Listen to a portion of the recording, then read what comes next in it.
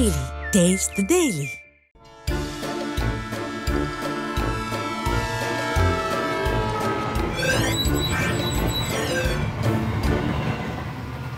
இள மக்கா வணக்கம்ல. ரொம்ப நாளா தேடிக்கிட்டு இருந்த பழைய போலி போராளிகள் எல்லாம் களத்துக்கு வந்துட்டாங்கப்பா. கள்ளச்சாராய சாவு, திருவிழா சாவு, விமான சாகச சாவு, வேங்கை வயல் பிரச்சனை, டங்ஸ்டன் சுரங்க பிரச்சனை, விவசாயிகள் மேல குண்டாஸ் போட்டது, இப்படி சொல்லிட்டே போலாம்.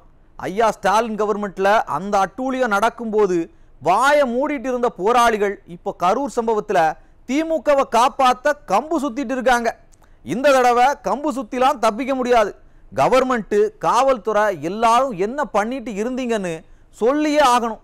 சரி, விரிவான செய்திகள்ல அதையெல்லாம் பேசலாம். இப்போ குறுஞ்செய்தியை பார்த்துட்டு வாங்க. கரூர்ல அந்த அசம்பாவிதம் நடந்த இடத்துல சாயங்காலம் 4 மணிக்கே கூட்டம் இருந்திருக்கியா. அப்பவே பெண்கள் மயங்கி விழுந்ததா ஒருத்தர் வீடியோ போட்டிருக்காரு. 4 மணிக்கே மயங்கி விழுந்திருக்காங்கன்னு சொன்னா காவல்துறை கூட்டத்தை நெறிப்படுத்தி இருக்கணும். அந்த நடிகரை உள்ள வர அனுமதிச்சிருக்க கூடாது. எப்படி இதை கவனிக்காம விட்டாங்க? இது அரசாங்கத்தோட தோல்வி இல்லையா?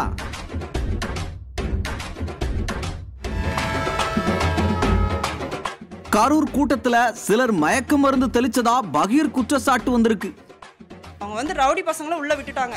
உள்ள விட்டுட்டு ஸ்ப்ரே அடிச்சிருக்காங்க. மயக்கம் வரத்துக்கு ஸ்ப்ரே அடிச்சிருக்காங்க. ஸ்ப்ரே அடிச்சு எல்லாம் மயக்கம் போட்டு ஒவ்வொருத்தரா விழுக ஆரம்பிச்சிட்டாங்க.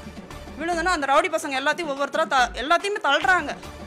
இந்த பெண் மட்டுமில்ல, பல பேர் பலவிதமா தகவலை சொல்லுதாங்க. ஸ்டாலின் கவர்மெண்ட் வழக்கம் போல தூங்காம உண்மை என்னன்னு வெளிக்கொண்டு வரணும், இல்ல சிபிஐ கிட்ட வழக்கு ஒப்படைக்கணும். அட, நான் சொல்லல, மக்கள் சொல்றாங்க.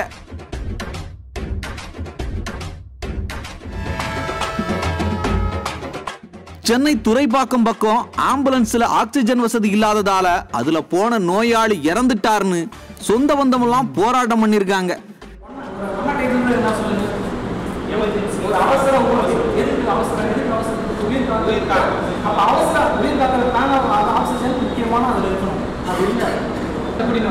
அவர் என் கையை பிடிச்சிதான் ஆம்புலன்ஸ் நான் ஏற்றுறேன். அவர் ஒன்றும் அன்கான்சியஸ் நடக்க முடியாதா, அவர் வரல, அதை கொஞ்சம் நடந்துதான் வந்து ஏறி வந்தார்.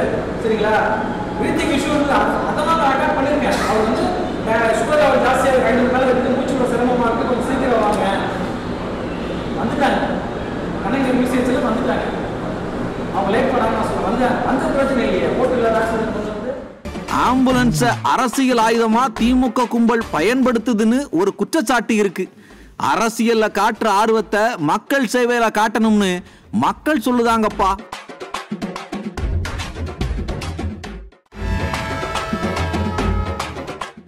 திருவண்ணாமலை பக்கம் 2 போலீஸ்காரங்க சேர்ந்து ஒரு இளம் பெண்ணை பாலியல் வன்கொடுமை பண்ணிருக்காங்க. அதுவும் அந்த பெண்ணோட சகோதரி முன்னாடியே. இந்த 9 மாசத்துல 19 பாலியல் வன்கொடுமைகள் காவலர்களால் நடந்திருக்கு.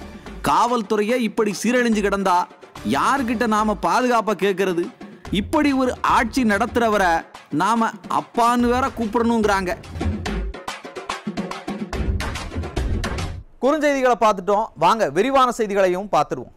அண்ணன் உதயநிதி எங்கப்பா போனாரு? 41 பேர் இறந்திருக்காங்க. இந்த நேரத்தில் அண்ணன் துபாய்க்கு இன்ப சுற்றுலா போயிருக்காருன்னு விவரம் தெரிஞ்சவங்க சொல்றாங்க. இப்படி ஒரு பொறுப்பான துணை முதல்வரை இதுவரைக்கும் நான் பார்த்ததே இல்லை.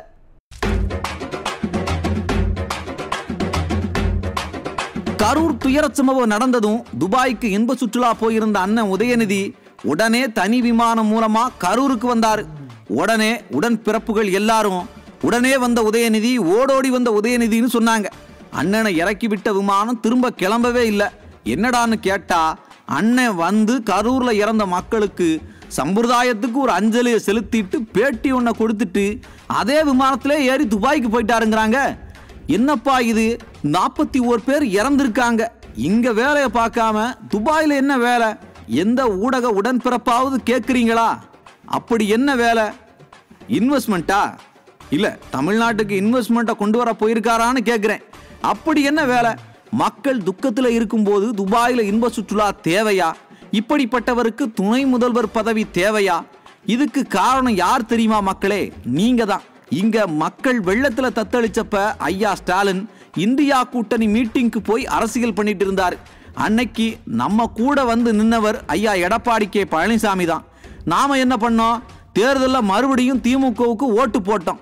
அதுல தான் இவங்களுக்கு ஆணவம் ஏறி போச்சு.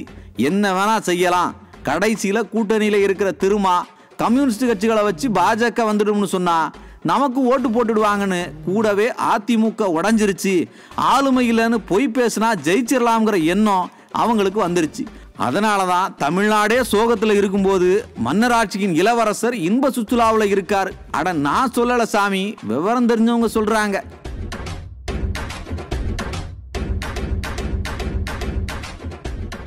மக்கா ஒரு வழியா அக்கா கனிமொழி வந்துட்டாங்கப்பா. கரூர் சம்பவத்தை அரசியல் பண்ணாதீங்க, யார் மேலையும் பழி போடாதீங்கன்னு நமக்கெல்லாம் அட்வைஸ் பண்ணிட்டு அக்கா நல்லா அரசியல் பேசிட்டு போறாங்க. ஏன் அக்கா தெரியாம தான் கேட்குறேன், கருணாநிதி வகைராக்கள் மட்டும்தான் அரசியல் பேசணும், கருணாநிதி வகைராக்கள் மட்டும்தான் கேள்வி கேட்கணும்னு ஏதாவது சட்டம் இருக்கா? கொஞ்சமாச்சும் மனசாட்சி வேண்டாமா?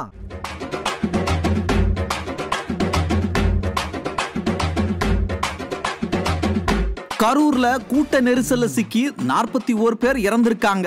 இந்த ஸ்டாலின் கவர்மெண்டோட காவல்துறை கூட்டத்தை கண்ட்ரோல் பண்ணாம என்ன செஞ்சுட்டு இருந்ததுன்னு மக்கள் கேள்வி எழுப்புறாங்க. இப்படி கேள்வி கேட்டா அக்கா கனிமொழி அதுக்கு ஒரு பதில் சொல்றாங்க. நம்ம குற்றம் சுமத்துகிறோம் யாரு அப்படிங்கிறது நிச்சயமா வேறு விசாரணையிலே உண்மை வெளிவரும். முதலமைச்சர் தெளிவா சொல்லியிருக்காங்க, யார் மீது தவறு இருந்தாலும் நடவடிக்கை எடுக்கப்படும் அப்படின்னு. அப்படிப்பட்ட ஒரு சூழல்ல இது ஒரு பிளேம் கேமை ஸ்டார்ட் பண்றதுங்கிறது வந்து தேவையில்லாத ஒன்று, தவறான ஒன்று. கேட்டீங்களாப்பா, இது துயரமான சம்பவம். யார் மேலையும் பழி போடக்கூடாது, அரசியல் பண்ணக்கூடாது, அரசாங்கம் என்ன செஞ்சதுன்னு கேள்வி கேட்காதீங்க. முடிஞ்சா அதிமுகவில் அவர் இவரை பார்த்தார், இவர் அவரை பார்த்தார்னு ஏதாவது பேசுங்க, அக்கா ரொம்ப சந்தோஷப்படுவாங்க. அடுத்து அக்கா என்ன சொல்றாங்கன்னு கேளுங்க. ஒரு கட்சியோட தலைவர் அந்த நேரத்தில் அந்த இடத்த விட்டு போறதோ,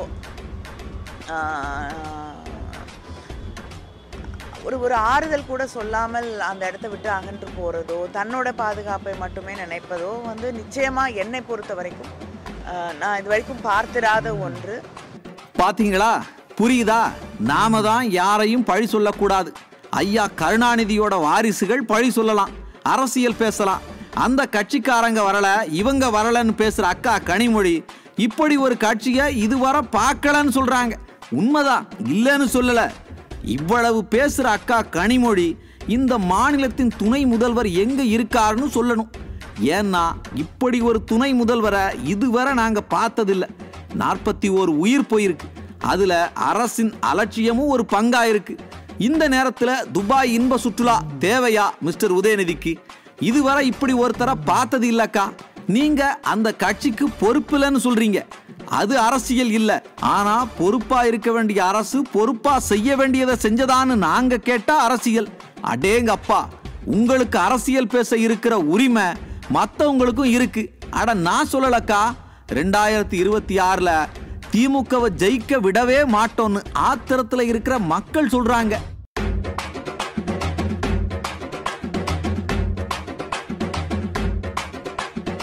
கிட்னி திருடர்களும் கஞ்சா வியாபாரிகளும் இங்க ஜாலியா சுதந்திரமா இருக்காங்க.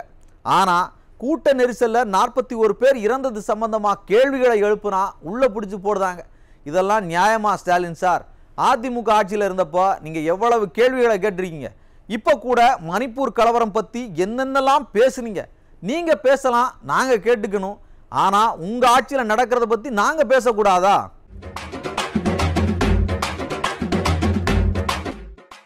மக்கா, கரூர் துயரம் சம்பந்தமா மக்கள் கிட்ட பல கேள்விகள் இருக்குது. அந்த கூட்டத்துக்குள்ள நாங்களும் இருந்தோம்னு சொல்ற சில பேர் கூட்டத்துல சமூக விரோதிகள் இருந்ததா சொல்றாங்க. தொடர்ந்து பல பேட்டிகளை கொடுத்துட்டு இருக்காங்க. அது சம்பந்தமா பேசின யூடியூபர் ஃபெலிக்ஸ் ஜெரால்ட கைது பண்ணியிருக்காங்க. அதாவது இப்படி ஒரு சம்பவம் நடக்கும்போது மக்களுக்கு சந்தேகம் வர்றது இயல்பு. அதை தீர்த்து வைக்க வேண்டியதுதான் அரசாங்கத்தோட கடமை. தீர்த்து வைக்க வேண்டிய அமைச்சர் அழுதுட்டு இருக்கார். இன்னொரு அமைச்சர் சம்பந்தமே இல்லாம எதிர்கட்சி தலைவரை குறை சொல்லுதார். அண்ணன் உதயநிதி ஏதாவது பதில் சொல்லுவார்னு பார்த்தா அவர் துபாய்க்கு போயிட்டாருன்னு சொல்றாங்க. ஐயா ஸ்டாலின் வழக்கம் போல வீடியோ போடுதாரு. இப்படி அரசு சந்தேகங்களை தீர்த்து மக்களின் நம்பிக்கையை பெறலன்னா மேல மேல சந்தேகங்கள் கேள்விகள் வந்துட்டே தான் இருக்கும்.